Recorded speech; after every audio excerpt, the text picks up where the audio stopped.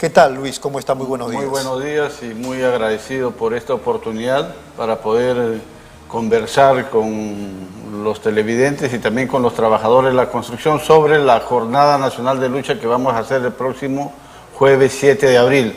Sí, lo que se trata es de una movilización nacional para presentar el proyecto de convenio colectivo para este año, para el sector de la construcción.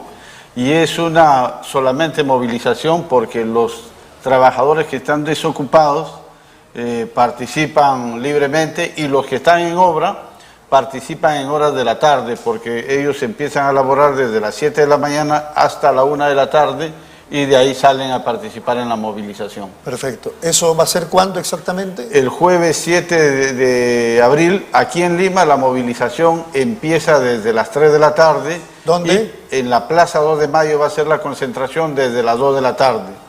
Estamos haciendo una convocatoria, va a ser una movilización que esperemos que tenga la asistencia que estamos proyectando, más o menos de unos 15.000 trabajadores de la construcción. ¿En Lima? En Lima. ¿Y también se va a desarrollar, entiendo, movilizaciones en provincias? A nivel nacional, son 200 sindicatos afiliados a nuestra federación que se están movilizando y más o menos hemos calculado en estar movilizando unos por encima de 200.000 trabajadores del sector.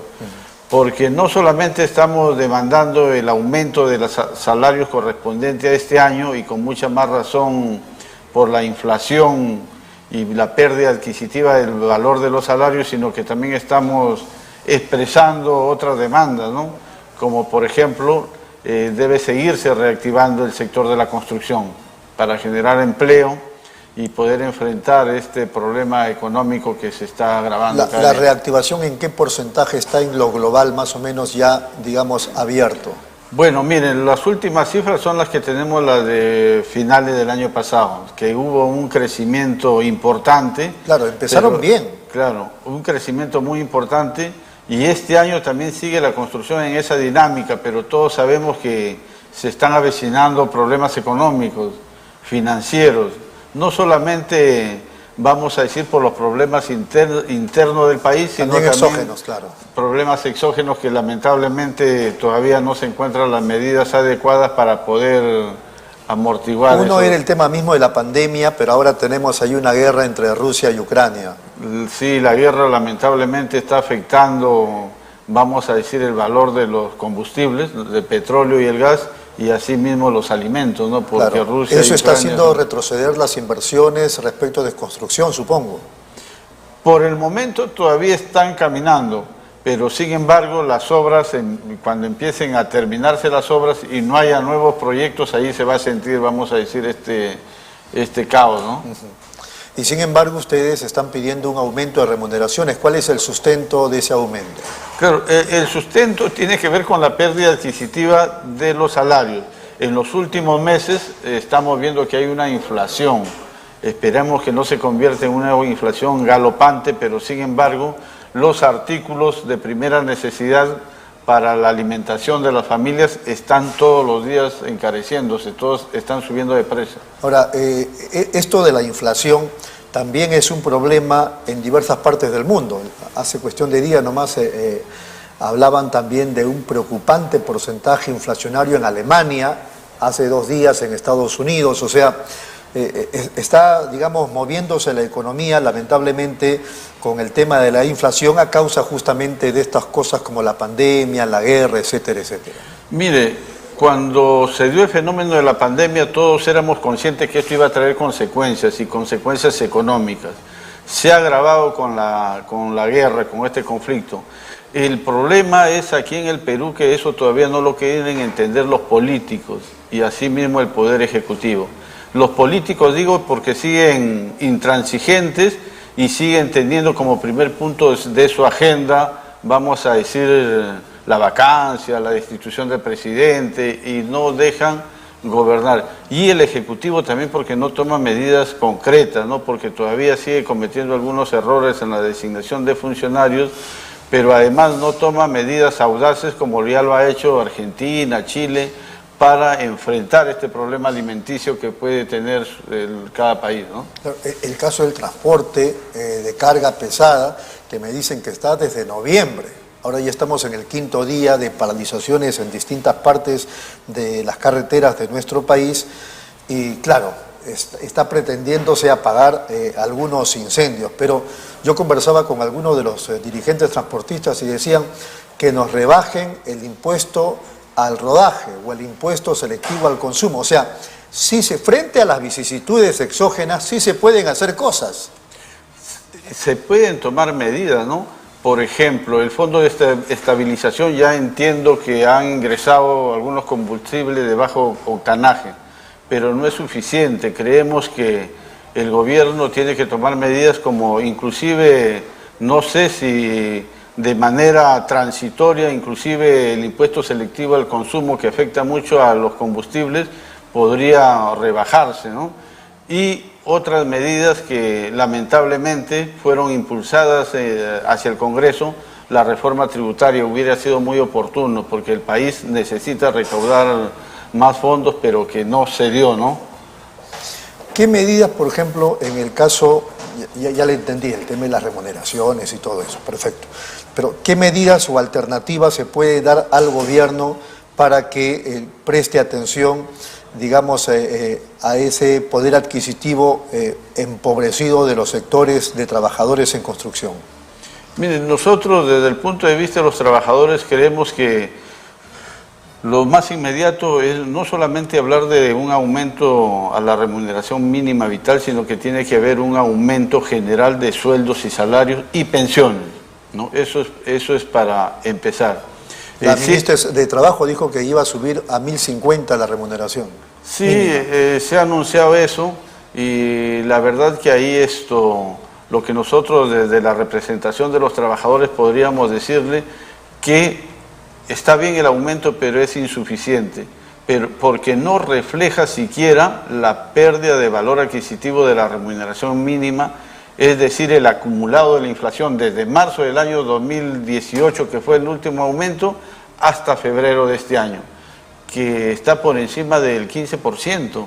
Entonces, por lo menos deberían aplicar ese índice inflacionario, pero vemos que no han tomado en cuenta en ello, sino que están tomando en cuenta el aumento que hubo en el 2016 y el aumento que hubo en el 2018. Y eso no puede ser así. Frente insisto, ¿no? Frente a ese contexto, ¿qué alternativas podría tener el gobierno respecto específicamente de los trabajadores en construcción civil? Miren, la negociación colectiva en construcción civil y los aumentos no se ven con el gobierno. Es una negociación entre la representación empresarial y la representación sindical de los trabajadores de la construcción. Ahí nosotros estamos en permanente diálogo con los representantes de Capeco. Lo que ya le hemos señalado es que tienen que tener en cuenta que un trabajador, vamos a decir, para ser productivo y estar dentro de la media, vamos a decir, de que siempre se habla de productividad, tiene que estar no solamente capacitado, no solamente vamos a decir que haya buenas condiciones de trabajo en las obras, sino que también los salarios tienen que procurar satisfacer las necesidades básicas, no solamente del trabajador, sino de la familia. Y ahí estamos hablando esencialmente de los alimentos. Yo estoy de acuerdo, pero Capeco les puede decir, está bien, pero el problema económico que ustedes tienen también nos afecta a nosotros. O sea, ¿cómo podemos nosotros mejorarles? Afecta en el número de obras, sí, pero respecto a la renta, a la utilidad que tiene la empresa por obra, eso ya no, vamos a decir, los precios unitarios por metro cúbico o metro lineal de producción de la obra ya está establecido, ¿no?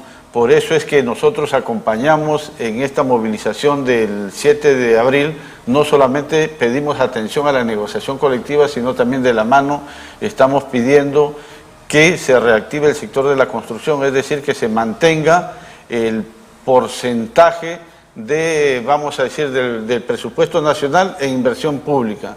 Y asimismo estamos pidiendo que se den condiciones favorables para que la inversión privada en el sector de la construcción no se contraiga. Claro, eso es más complicado, pero en el tema de la reapertura de obras del sector público, ¿cuál es el porcentaje de trabajo que se está desarrollando ahí actualmente? Miren, el sector, en la obra pública, está en buen nivel, como lo he señalado. Y el año pasado eso ha merecido que el sector de la construcción tenga un crecimiento muy fuerte, está por encima del 15%. Lo que estamos pidiendo es que se mantenga ello, y para eso hay que dar una serie de... Para que ustedes pidan que se mantenga es porque ya manejan alguna información que se puede retrotraer. Sí, por los problemas económicos y porque además en provincia muchos de nuestros afiliados nos están diciendo que han terminado las obras, algunas obras, y no se han empezado nuevas obras. Entonces eso ya es síntoma de una contracción que hay que pedir al gobierno que lo enfrente con decisión, ¿no? Muy bien, en los minutos que nos quedan, usted es un dirigente político, un luchador social, eso lo sabemos, pero entiendo que también a partir de eso ustedes tienen su forma de pensar respecto de la coyuntura política, ¿verdad? Sí, sí. Yo quería aprovechar eso para preguntarle qué le parece a usted el caso Fujimori, el Tribunal Constitucional y la Corte Interamericana de Derechos Humanos. Mire, el problema es que yo entiendo a la familia y entiendo a los fujimoristas que desean tener a don Alberto Fujimori, vamos a decir, ya no en la cárcel de Barbadillo, sino por lo menos cumpliendo una pena en su domicilio. Pero para ello están equivocando el camino, porque están forzando el marco legal no solamente nacional, sino internacional. Y yo creo que por ahí no es el camino. ¿Cuál sería el camino?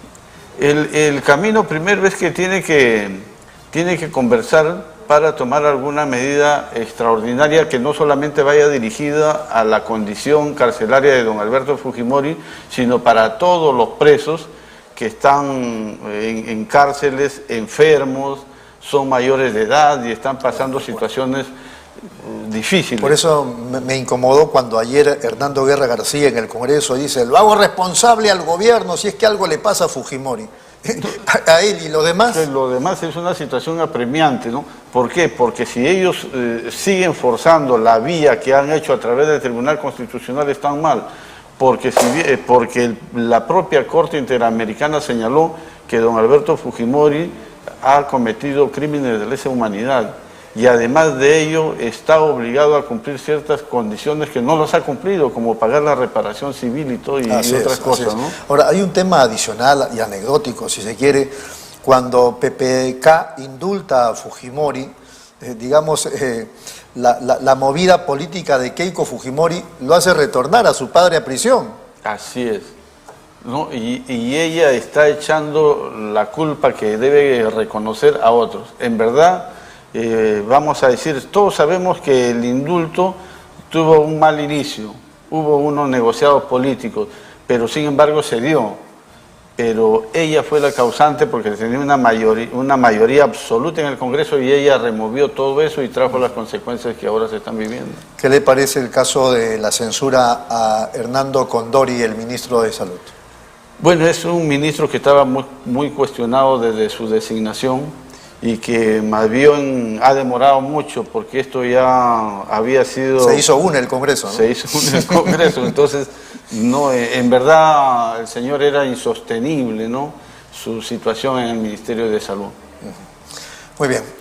¿Usted podría, en estos segundos que nos quedan, expresar alguna, no digo garantía, pero por lo menos alguna esperanza de que los políticos sientan, sensibilicen digamos, su situación con la situación de los millones de peruanos que atraviesan caóticos momentos? Lo que yo podría hacer desde mi posición de dirigente sindical, hacer un llamado tanto a los congresistas y asimismo a los señores que están representando en el Poder Ejecutivo desde el Presidente de la República, que depongan estas actitudes de confrontación y de una vez por todas empiecen cada quien desde su posición y representación de autoridades a trabajar por el Perú.